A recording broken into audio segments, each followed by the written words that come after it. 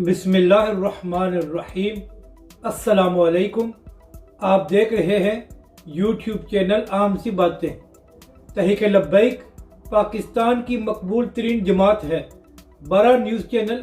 حقیقت سامنے لے آیا ہے۔ اس ویڈیو میں ہم اسی کے متعلق بات کریں گے۔ 2 ہفتے پہلے سینئر صحافی عمران ریاض خان صاحب نے ٹویٹر پر ایک پول کرایا کہ آپ آنے والے انتخابات میں کس کو ووٹ دیں گے، اور جب فائنل رزلٹ آیا تو عمران خان صاحب پہلے نمبر پر تھے، جبکہ علامہ سعد حسین رضوی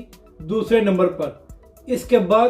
تحریک لبیک کے کارکنوں نے اس پول پر اپنے سوالات اٹھائے اور کہا کہ تحریک لبیک کے ساتھ گڑبڑ کی گئی ہے، اور اس کی وجہ یہ تھی کہ ہزاروں ووٹ پڑے لیکن کسی کی پوزیشن میں 1% بھی نہ ہی کمی ہوئی اور نہ ہی اضافہ ہوا، جس کے باعث تحریک لبیک کے کارکنوں نے سوالات اٹھائے تھے۔ اور پھر چند روز قبل حقیقت ٹی وی نے بھی اسی طرح کا ایک پول کرایا، تو اس پر علامہ سعد حسین رضوی پہلے نمبر پر تھے، لیکن جب اس پول کو ختم ہونے میں صرف 5 منٹ باقی رہ گئے تھے تو اچانک اس کا رزلٹ چینج ہو گیا اور عمران خان صاحب پہلے نمبر پر آ گئے اور علامہ سعد حسین رضوی ایک بار پھر دوسرے نمبر پر تھے۔ تو تحریک لبیک کے کارکنوں نے پھر سوالات اٹھائے اور کہا کہ یہاں پر بھی ہمارے ساتھ گڑبڑ کی گئی ہے۔ اب 2 روز قبل بول نیوز نے بھی ٹویٹر پر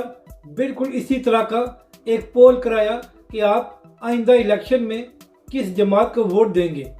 اور یہاں پر اہم بات یہ ہے، یہ کوئی بول نیوز کا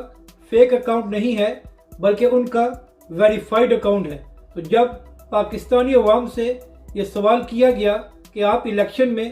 کس جماعت کو ووٹ دیں گے، تو صرف 28% لوگوں نے کہا کہ ہم تحریک انصاف کو ووٹ دیں گے، جبکہ 61% لوگوں نے کہا کہ ہم آئندہ انتخابات میں تحریک لبیک اور علامہ سعد حسین رضوی کو ووٹ دیں گے، جس سے ایک بات تو ثابت ہو گئی کہ اس وقت پاکستانی عوام میں تحریک لبیک اور علامہ سعد حسین رضوی سب سے زیادہ مقبول ہے، اور پاکستانی عوام کو یہ نظر آ رہا ہے کہ ان کے لیے بہتر صرف تحریک لبیک ہی کر سکتی ہے۔ اپنی رائے کا ضرور اظہار کریں کہ آپ کو یہ ویڈیو کیسی لگی،